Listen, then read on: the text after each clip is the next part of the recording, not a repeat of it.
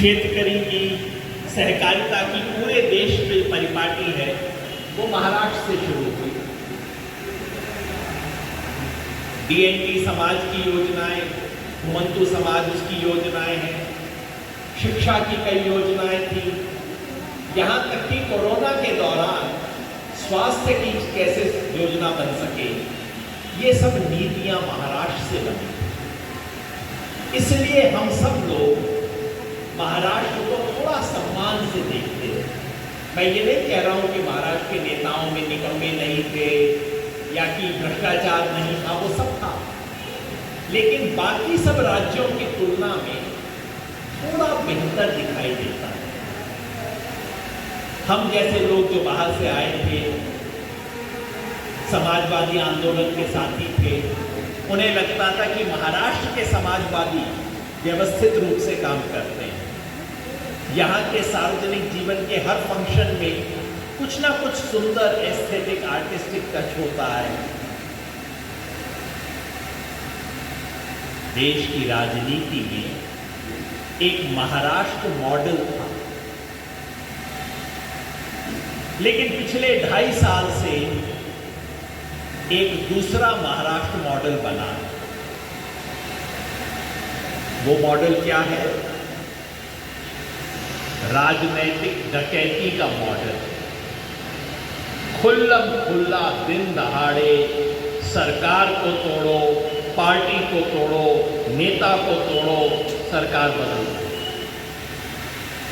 Media देखेगा, supreme court देखेगा, सब कोई देखेगा, कोई फर्क नहीं पड़ता। जिस तरह से उद्धव ठाकरे जी की सरकार को तोड़ा गया, पूरे देश की आंखों के सामने वो देश में एक निकृष्ट किस्म का मॉडल पेश करता है। 2.5 साल तक जो सरकार यहां चली, महायुति की सरकार, हमारे दोस्त लोग उसे महाठगबंधन की सरकार भी कहते हैं, क्योंकि इस सरकार का जन्म ही पाप में हुआ। धोखे, गद्दारी और पाप में इस सरकार का जन्म हुआ। पिछले 2.5 साल से इस सरकार ने जो किया, मैं तो उसे 3 शब्दों में कहता हूं। ये झूठ की सरकार है, ये लूट की सरकार है और ये फूट की सरकार है। झूठ पहले दिन से। आपको ध्यान होगा, पंत प्रधान नरेंद्र मोदी जी ने माननीय अजीत पवार जी के बारे में क्या कहा था? 24 घंटे में सरकार बनाएंगे, 24 घंटे में आप बंद करेंगे, है ना? और क्या किया? 24 घंटे में उप मुख्यमंत्री बना दिए।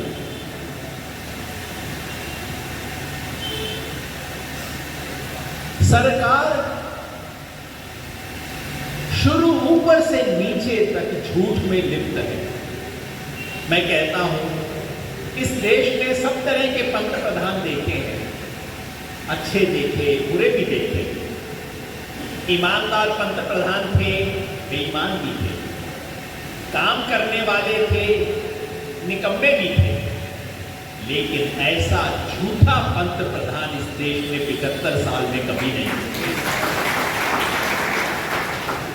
और जब पंत प्रधान झूठ बोले तो फिर बेचारे बाकी लोगों को क्या दोष दिया जाए?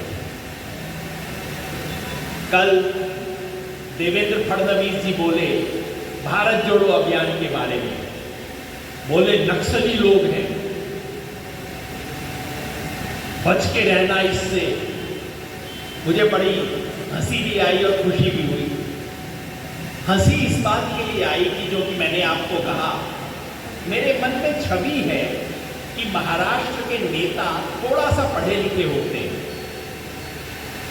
मेरे इलाके में कोई नेता किताब नहीं पढ़ता, लेकिन महाराष्ट्र के नेता कभी कभी किताब पढ़ते हुए मुझे दिख जाते हैं। तो मेरी छवि थी कि महाराष्ट्र के नेता अनपढ़ नहीं है, पढ़े लिखे लोग होते हैं।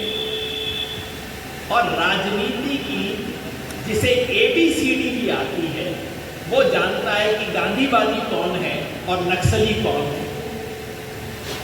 अब किसी को उनका महाजन अगर नक्सली नजर आती है तो उसका चश्मा बदलने की जरूरत है। तो मुझे हंसी आई,